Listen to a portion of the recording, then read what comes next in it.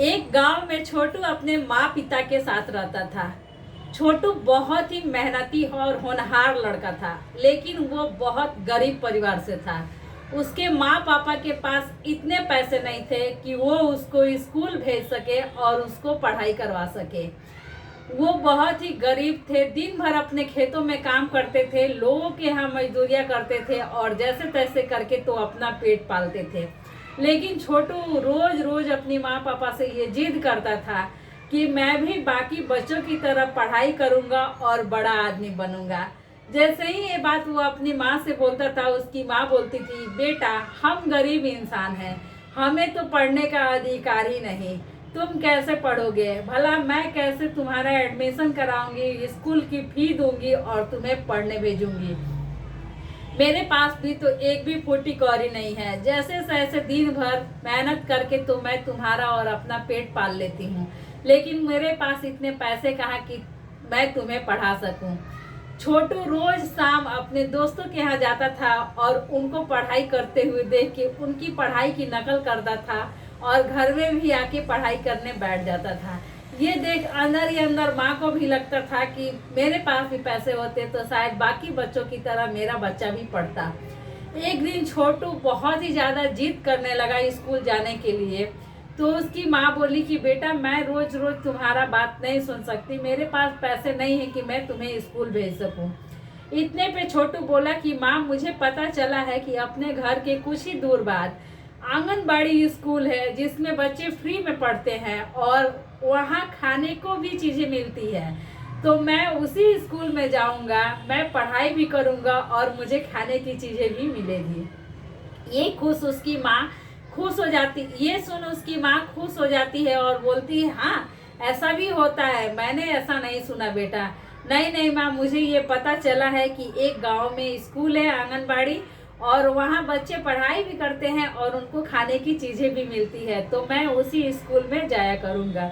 दूसरे दिन सुबह उठते ही छोटू अपना छोटा सा झोला लिया और झोले में एक छोटी सी बुक रखी और स्कूल के लिए गया। वहाँ गया और आंगनबाड़ी में पढ़ाई करना शुरू कर दिया। जैसे ही आंगनबाड़ी की पढ़ाई खत्म होती थी उसको खाने को भी मिलती थी। छोटू का मन बहुत ही ज़्यादा लगने लगा स्कूल में, क्योंकि उसे पढ़ाई करने को भी मिलती थी और साथ ही साथ खाने को भी मिलती थी। वो बहुत खुश होने लगा और पढ़ने की तो शौक उसको भी थी। वो बहुत बड़ा आदमी भी बनने का सोचने लगा और अच्छे से पढ़ाई भी करने लगा। लेकिन आंगनबाड़ी की तो स्कूल होती है छोटे बच्चों के लिए। छोटे बच्चे जब पढ़ाई कर लेते हैं फिर बड़े स्कूल में जाके उनकी एडमिशन होती है।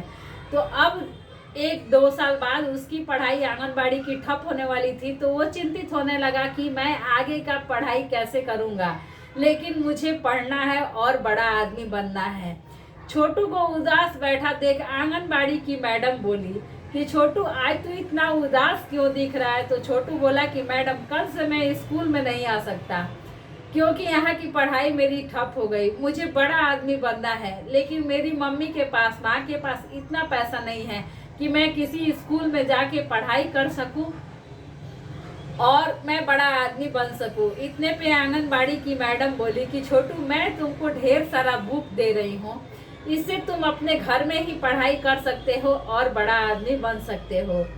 छोटू खुशी खुशी सारा बुक घर में लेके आया और वो बहुत लगन के साथ रोज रोज पढ़ाई करना शुरू किया और उसकी लगन ने रंग लाई फ्रेंड्स। एक दिन वो बहुत बड़ा आदमी बन गया।